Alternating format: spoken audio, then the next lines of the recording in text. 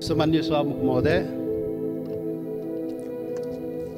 तपाईँ यो बाल्नुभयो, किन बाल्नुभयो होला? खोइ अरू वक्ता बोल्दाखेरि बाल्नु भएन, समय बोल्नु भएन, मेरोमा किन बोल्नु के अरे समय भन्नुभयो, किन बाल्नुभयो, खोइ बुझिएन। मान्य सदस्य, परम्परा त्यस्तै रहेछ। परम्परा त्यस्तै हो। ए, भेदभाव गर्ने परम्परा कायमै राख्ने, त्यो पनि ठिकै हो। सभामुख महोदय, सभामुख महोदय, यो देशमा सैकड़ों हजारौं पटक संसदको बैठक बसेको छ, तर आजको बैठक सारा नेपाली जनता, सम्पूर्ण सबै नेपाली जनता टकटकी लगाएर यो संसदप्रति हेरिरहेको छ। सारा नेपाली जनता, जनताको प्रतिनिधि, यो जुन संसदमा हामी राजनीतिक दलको रूपमा उपस्थित भएका छौं, जनताको प्रतिनिधि, तो राजनीतिक दलले आज यो ऐतिहासिक दिनमा के भन्दैछ, के गर्दैछ, त्यो चाहिँ सबै सम्पूर्ण नेपाली जनताको जिज्ञासा र ध्यान चाहिँ आजको संसदको बैठकमा छ। सभामुख महोदय, त्यसैले यहाँ सञ्चार माध्यम पनि आजको बैठक ऐतिहासिक बैठक भनिरहेको थियो र वास्तवमा भन्यो भने आजको बैठक वास्तवमा ऐतिहासिक बैठक नै हो। सभामुख महोदय, त्यसैले ऐतिहासिक बैठकको दिन अब के बत्ती बाल्ने, के समय निर्धारण गर्ने, बोल्ने मनमा भएको कुरा बोल्न दिनुपर्छ। सभामुख महोदय, सभामुख महोदय, आजको सामान्य यो प्रस्ताव होइन। सभामुख महोदय, यो देशको भूमिको सवाल हो। देशको भूमि आफ्नो नेपालको नक्सामा राख्ने सवाल हो, त्यो प्रस्ताव आएको छ आज। यो सामान्य प्रस्ताव होइन। सभामुख महोदय, सम्पूर्ण नेपाली जनताको ढुकढुकी त्यहाँ रहेको छ। सभामुख महोदय, भावना चाहिँ रहेको छ त्यहाँ। त्यो सम्बन्धमा बोल्दाखेरि जनताको प्रतिनिधिले आफ्नो कुरा राख्न सक्नुपर्छ। त्यसैले आज प्रतिबन्ध नलागियो। सभामुख महोदय, सभामुख महोदय, यहाँ आजको जुन सवाल हो, जुन प्रस्ताव हो, तो राष्ट्रियतासँग पनि जोडिएको सवाल हो, सम्पूर्ण नेपालीको भावनासँग पनि जोडिएको सवाल हो, देशको के भन्छ सार्वभौमिकता, देशको अखण्डतासँग पनि जोडिएको सवाल हो। र त्यही सवालको रूपमा आज यो चाहिँ नेपालको नक्सामा त्यो चाहिँ तो कालापानी, लिपु लेक र लिम्पुवाधुरा लगायतका त्यो भूभाग नेपालको नक्सामा राख्ने प्रस्ताव यो संसदबाट स्वीकृत गराउन आइएको प्रस्ताव हो। सभामुख महोदय, त्यसैले आजको प्रस्ताव बडा महत्त्वपूर्ण प्रस्ताव हो नेपाली जनताको लागि। सभामुख महोदय, नेपाली जनता, आफ्नो सम्पूर्ण नेपाली जनता, हिमाल पहाड तराई मधेसका सबै नेपाली जनता आफ्नो देशप्रति, आफ्नो भूमिप्रति सजग छ, समर्पित छ, संवेदनशील छ। यो कुरा आज यो बैठकले देखाउन सक्नुपर्छ। आज यो कुरा हामीले आफ्नो कामबाट देखाउन सक्नुपर्छ। त्यो देखाउनुपर्छ, हामी देखाउला। सभामुख महोदय, यो गर्दाखेरि यहाँ अब के भनौँ, विभिन्न आग्रह पूर्वाग्रहले पनि कुराहरू त सुनिन्छ। राष्ट्रियताको सवाल पनि एक लौटी रे, कसैको एक लौटी राष्ट्रियता रे। राष्ट्रियताको सवाल आउँदाखेरि ए त्यो मधेसीले राष्ट्रियताको कुरा गर्छ र? ए, गर्दैन नि। अरे, राष्ट्रियता कसैको एक लौटी होइन, याद गर्नुहोस्। सभामुख महोदय, म सबैलाई आग्रह गर्न चाहन्छु, राष्ट्रियता भनेको सबैको सम्पूर्ण नेपाली जनताको नेपाली राष्ट्रियता हो, कुनै एउटा वर्ग, एउटा जाति, एउटा समुदाय, एउटा क्षेत्रको राष्ट्रियता हुनै सक्दैन। यदि त्यस्तो राष्ट्रियता भयो भने त्यो पङ्गु राष्ट्रियता हो। त्यो राष्ट्रियता चाहिँ काम लाग्दैन। त्यो राष्ट्रिय एकतालाई सबल गर्न सक्दैन, बलियो पार्न सक्दैन शाहमुख महोदय। त्यसैले आजबाट राष्ट्रिय एकताको परिभाषा, राष्ट्रियताको परिभाषा र राष्ट्रवाद राष्ट्रघातको परिभाषा ठिकसँग व्याख्या गरिनुपर्छ र बुझिनुपर्छ शाहमुख महोदय। शाहमुख महोदय, म धेरै आज म केही कुरा राखौँला, समय अलि लिउँला तपाईँको, र यो पनि देश र जनताकै हितमा हुन्छ, राष्ट्रिय एकताकै लागि हुन्छ, राष्ट्रियताका लागि बलियो बनाउने काम हुन्छ, जुन आज म विचार राखिरहेको छु शाहमुख महोदय। शाहमुख महोदय, यस्तो संवेदनशील घडीमा एकता देखाउने हो। नेपाली जनताले आफ्नो एकता नदेखाए आफ्नो सवालको लागि, आफ्नो भूमिको लागि त कसले देखाइदिने हो? नेपाली जनताले नै देखाउने हो र नेपाली जनताको प्रतिनिधिमूलक संस्था, यो प्रतिनिधि सभाले देखाउने हो। शाहमुख महोदय, हाम्रा धेरै आउला यो संविधान संशोधनको कुरा आएको छ। यहाँ नक्सालाई लिएर त्यो चाहिँ संविधानमा, त्यो अनुसूचीमा संशोधन गर्ने प्रस्ताव आएको शाहमुख महोदय। त्यो कालापानी लिपु लेक, लिम्पुवाधुरा सहितको भूमि त्यो नेपालको हो भनेर त्यो चुच्चो त्यो हुने गरी त्यो नक्सा चाहिँ संसदबाट पारित गराउन प्रस्ताव आएको शाहमुख महोदय। संविधान संशोधन गर्न प्रस्ताव आएको शाहमुख महोदय। शाहमुख महोदय मार्फत सम्पूर्ण देशवासीलाई थाहा छ यो संविधानको बारेमा। यो संविधानको बारेमा हाम्रा आफ्ना रिजर्भेसनहरू रहेको छ। यो संविधान पूर्णता पाएन।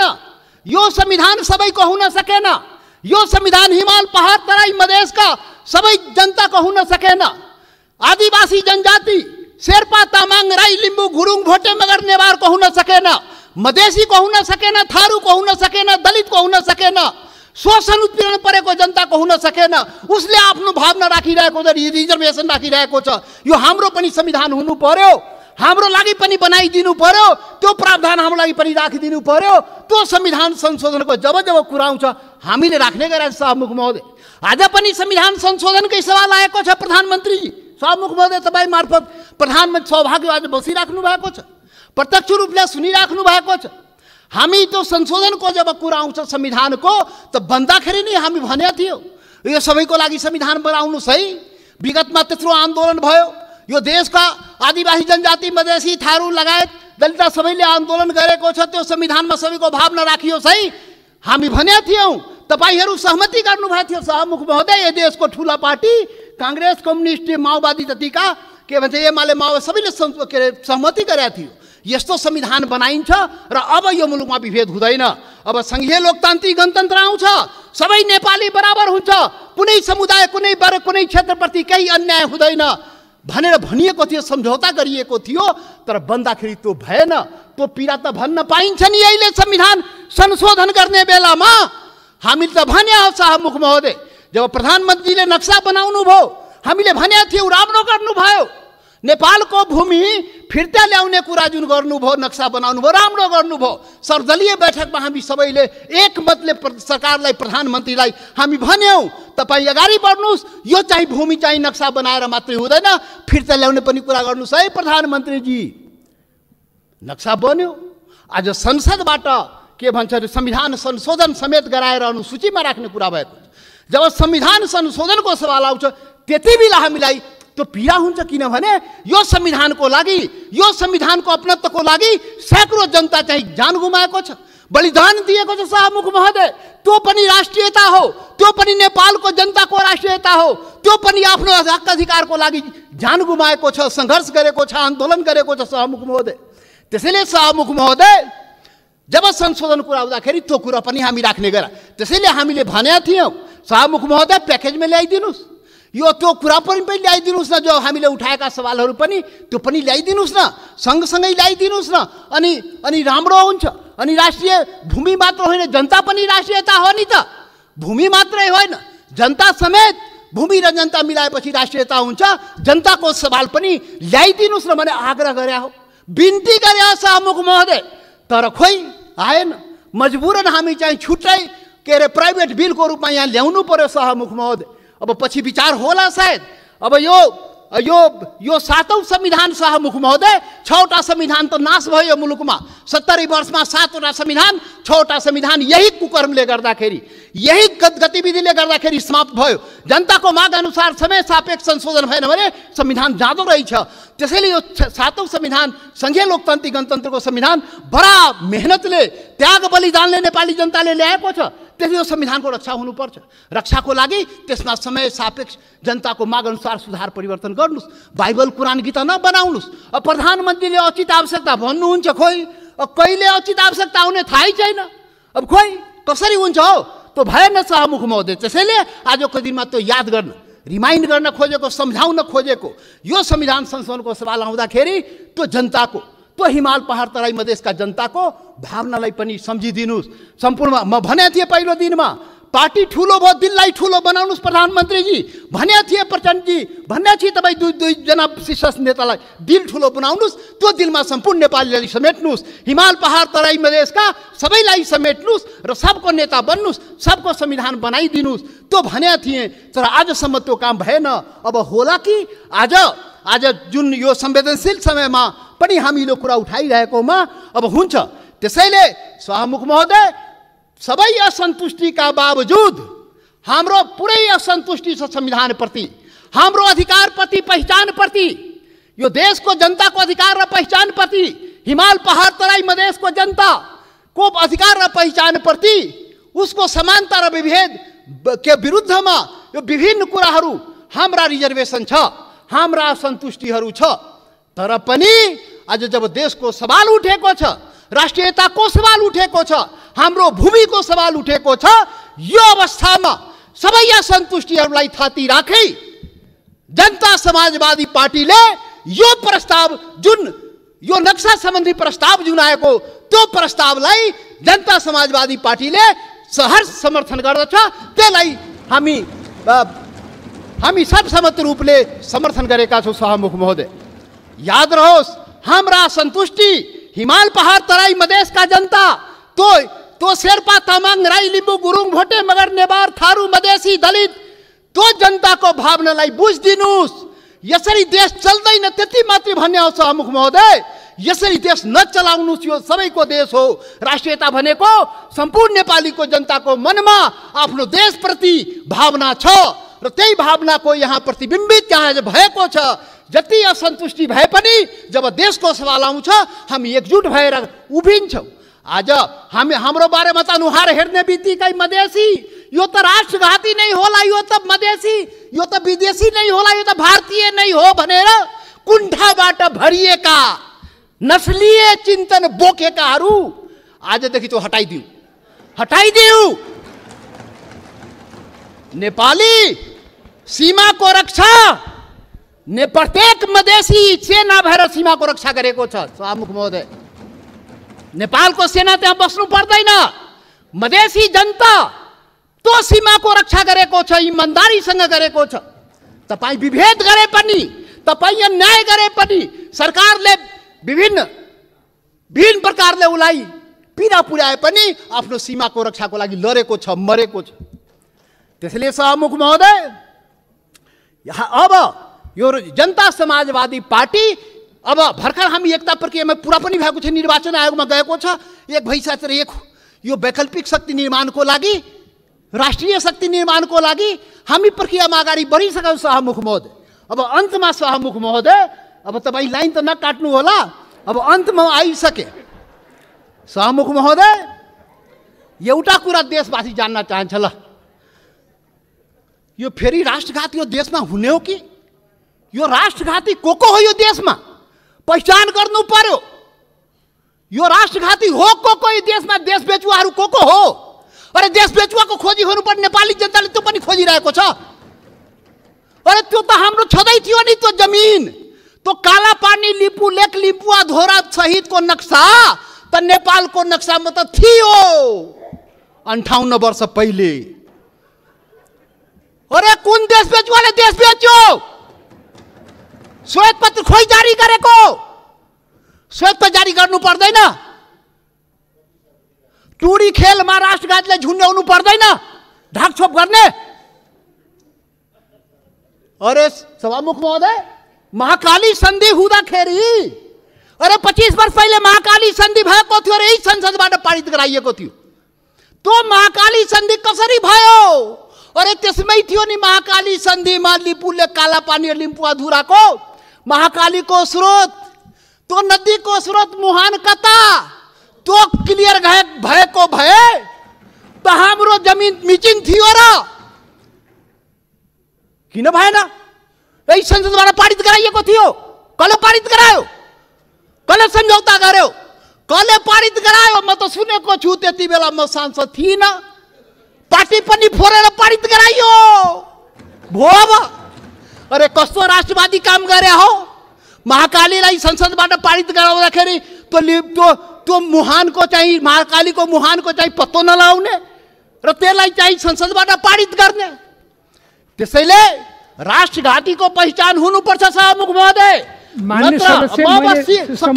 सकिनै लाग्यो सभामुख महोदय। यो राष्ट्रवादी कुरा हो, यो खोखला राष्ट्रवादी कुरा होइन। यो राष्ट्रघातीलाई पर्दाफास गर्नुपर्छ नेपाली जनताको बीचमा। को राष्ट्रवादी हो यो देशमा? राष्ट्रघाती, मधेसीलाई राष्ट्रघाती भन्ने, मधेसीलाई राष्ट्रवादी नभन्ने। मधेसी जनता, यो देशको मधेसी जनतालाई त्यसरी औँला ठुर्याउने काम कसैले नगरोस् राष्ट्रवादको मामलामा। सभामुख महोदय, कतिचोटि अग्नि परीक्षा दिने हो, कतिचोटि प्रमाण दिने हो हामी? यस्तो अग्नि परीक्षा नलिनुस् सभामुख महोदय। सम्पूर्ण नेपाली जनतालाई म यो रोस्टमबाट आग्रह गर्न चाहन्छु, यस्तो अग्नि परीक्षा नलिनुस्। त्यो मधेसी जनता त्यो प्रति अन्याय नगर्नुस्, यो देशको आदिवासी जनजातिप्रति अन्याय नगर्नुस्, त्यो थारूमाथि अन्याय नगर्नुस्, त्यो दलितमाथि अन्याय नगर्नुस्। कुटी मारिदियो त दलितलाई। मान्य सदस्य, तपाईँ बोल्दै गर्दा थाहा भएन, मैले 7 मिनेट समय थपिसकेँ। म सकिहालेँ, 1-2 मिनट सकिहाल्छु। त्यसैले सभामुख महोदय, यति संवेदनशील समयमा पनि सभामुखले मलाई 2 चोटि टोकिसक्नुभयो। कसरी हुन्छ खोइ बुझ्न सकिएन। लकीर का फकीर। अब प्रधानमन्त्री बन्नुपर्छ समय किटान नहुनलाई। यहाँ प्रधानमन्त्री भएर उहाँ प्रचण्डजी र देउपाजी बोल्दाखेरि समय किटान नहुने, किनभने प्रधानमन्त्री रे। अब जनता समाजवादी पार्टी यो देशको प्रधानमन्त्री भएर अनि रोस्टरमा आएपछि बल्ल त्यो समय पाउने भयो सभामुख महोदय। ठिक छ, त्यो पनि देखाउला, त्यो पनि नेपाली जनताले देखाउँछ। वेट गर्नुस्। अब राष्ट्रघातीको पहिचान पनि नेपाली जनताले गरेर त्यसलाई टुरी खेलमा झुन्ड्याउनु पर्यो, श्वेतपत्र जारी गर्नु पर्यो। प्रधानमन्त्रीजी, सरकारलाई हाम्रो आग्रह। त्यसैले अन्तमा अब सभामुख महोदय, अब हात जोडेर प्रधानमन्त्रीलाई के म प्रार्थना गरेको भने, यो कागजमा कोरेर नेपाली जनता पाउँदैन। त्यो जमिन चाहियो के? त्यो जग्गा चाहियो नेपाली जनतालाई, भूमि चाहियो। यो चाहिँ समय, यो लोड सेडिङ जस्तै बत्ती आए गए जस्तै नक्साबाट उडाइदिने, फेरि राखिदिने, अनि कुर्सी बचाउनलाई राख्या हो कि के हो त्यो पनि मान्छेले भन्छ। के हो अब के हो? त्यसैले सभामुख महोदय, त्यो जमिन फिर्ता ल्याइदिनु पर्यो। प्रधानमन्त्रीजी सरकारले वार्ता गरेर, फेरि वार्ता हेर्नुहोस् सभामुख महोदय, यो बडा संवेदनशील कुरा म भन्दैछु। नेपाल भारतको सम्बन्ध सिंहदरबार र दिल्ली दरबारले बनाएको होइन, याद गर्नुहोला। यो देशको प्रधानमन्त्री केपी ओली र मोदी, नरेन्द्र मोदीले बनाएको सम्बन्ध होइन। यो दुई देशको जनताको बीच बनेको सम्बन्ध, हजारौं वर्षदेखि बनेको सम्बन्धको कडी हो। त्यो हर प्रकारको सम्बन्ध जनताको बीचमा छ, खुला सीमा छ। करोडौं जनता जो तपाईको जनता, मधेसको जनता हो, त्यो त्यसको उपभोग गरिरहेको छ। ऊ आफ्नो दाल नुन चिनी कसरी आउने हो, दवा दारूको त्यो आफ्नै स्तरबाट त्यहाँबाट ल्याउँदो रहेछ। नेपाल सरकारलाई थाहा नभए मतलब नभए पनि चलिरहेको छ। त्यो सम्बन्ध हो, विशेष सम्बन्ध हो। त्यसैले वार्ता राम्रोसँग गर्नुस् र भूमि फिर्ता ल्याउनुस्, वार्ताको माहौल बनाउनुस्, वातावरण बनाउनुस्। यहाँ संसदमा उल्टापल्टा कुरा गरेर सम्बन्ध के छ माहौल बिगारेर त्यो चाहिँ अलि अप्ठ्यारो भइजान्छ सभामुख महोदय। त्यसैले त्यो चाहिँ वार्ताको माहौल बनाएर हामीलाई जग्गा फिर्ता चाहियो, नेपाली जनतालाई के अरे यो जग्गा फिर्ता चाहियो।